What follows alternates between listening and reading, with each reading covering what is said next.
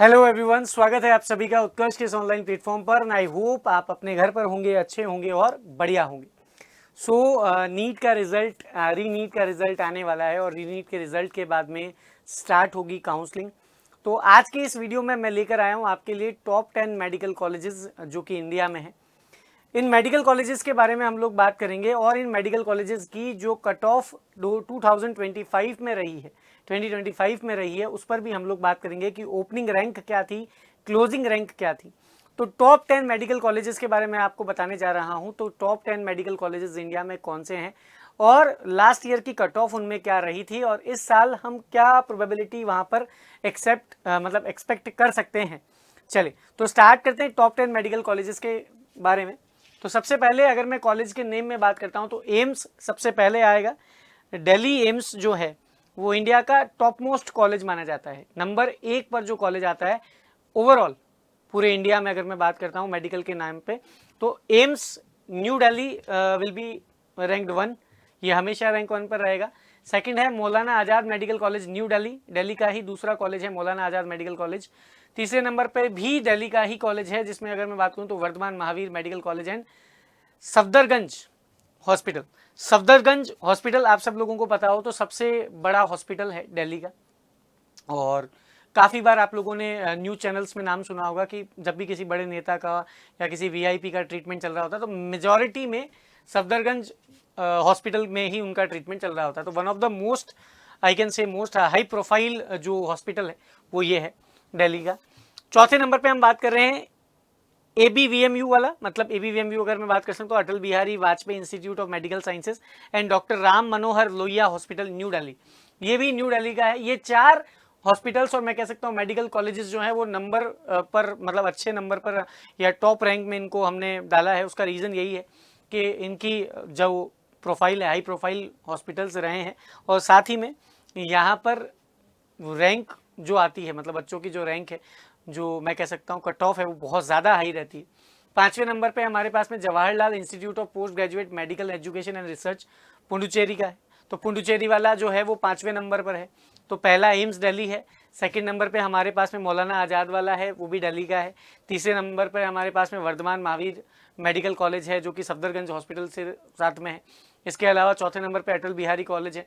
5वें नंबर पे जवाहरलाल यूनिवर्सिटी है। कहाँ की मेडिकल कॉलेज कहाँ का है? यह है पुडुचेरी का, ये 5वें नंबर पे है।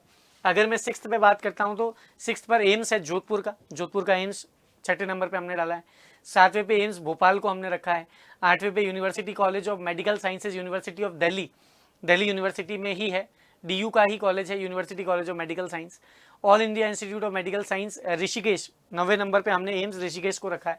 और 10वें नंबर पे चंडीगढ़ का जो गवर्नमेंट मेडिकल कॉलेज है वो हमने रखा है।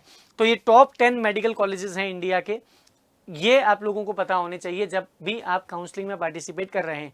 अब यहाँ पर क्या कट ऑफ रहती है 2025 का एक ट्रेंड हम लोग देख लेते हैं ताकि हमें आइडिया लग जाए कि किस लेवल पर यहाँ पर कट ऑफ रहती है और क्या का थ्रॉट कंपटीशन यहाँ पर देखने को मिलता है।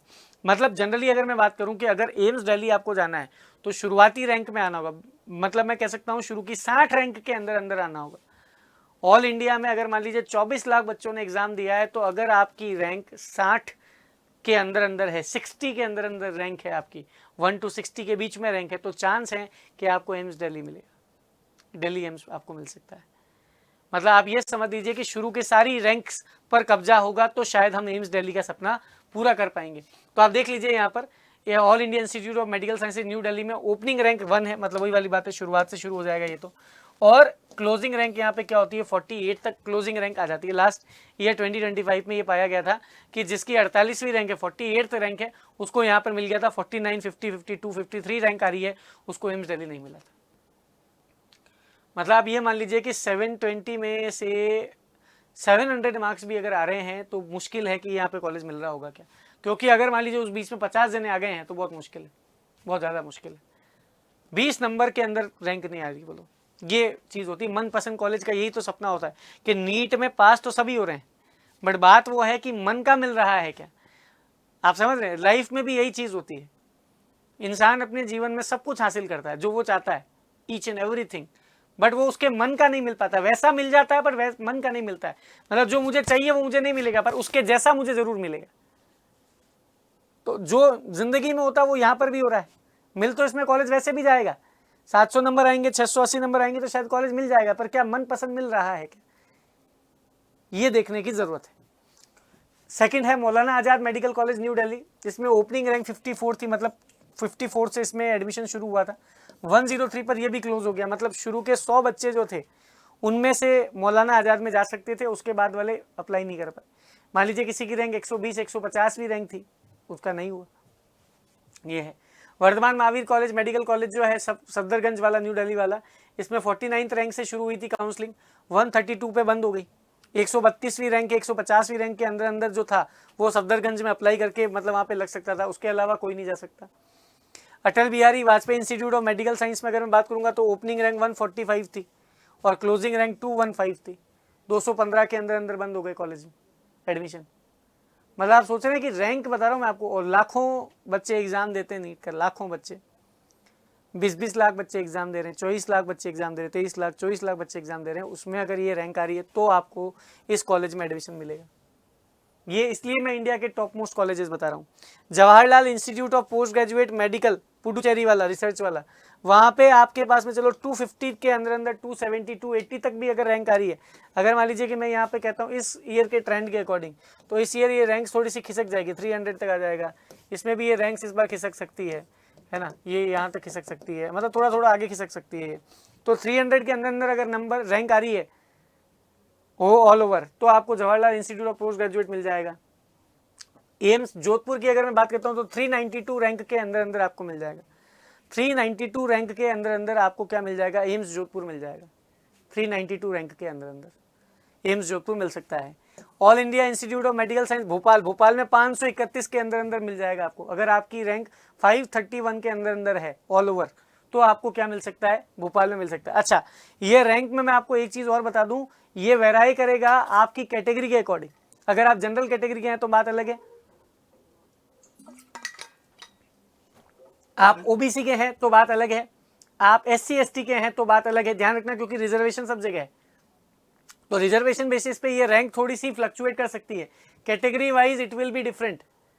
आई am telling you all over, ये मैं ऑल ओवर रैंक्स बता रहा हूँ आपको, but category wise it will vary. अगर मैं बात करता हूँ DU की, तो DU में जो university college of medical sciences है, वहाँ पे आप 560 तक एडमिशन ले सकते हैं। मतलब अगर आपकी रैंक ऑल ओवर इंडिया 560 के अंदर अंदर है तो आपको एडमिशन मिल सकता है। कैटेगरी वाइज नहीं है, इस चीज़ को ध्यान रखिएगा। एम्स ऋषिकेश जो है उसमें आपको 700 के अंदर रैंक चाहिए, 700 के अंदर अंदर, 700 से एक्सीड करके एम्स ऋषिकेश मिलना मुश्किल हो जाएगा, तो 700 के अंदर अंदर रैंक चाहिए। और चंडीगढ़ का जो हॉस्पिटल है वहाँ पे आपको 690 700 के अंदर अंदर चाहिए। याद रखिएगा इस बार एम्स में क्योंकि नंबर ऑफ एम्स बढ़े हैं, सीट्स बढ़ी है, तो 1000-1200 तक की रैंक भी अगर आ रही है तो शायद कोई ना कोई एम्स मिल ही जाएगा, जो मतलब पूरे भारत में, क्योंकि 13 एम्स हैं, 13 एम्स से भी ज़्यादा एम्स हो गए, तो एम्स और बढ़ गए। तो एम्स बढ़ रहे हैं धीरे धीरे, सीट्स बढ़ रही है, गवर्नमेंट सीट्स बढ़ रही है, काफ़ी मैं कह सकता हूँ स्टेट्स के अंदर मेडिकल कॉलेजेस बढ़े हैं, तो ये नंबर वेराई कर सकता है।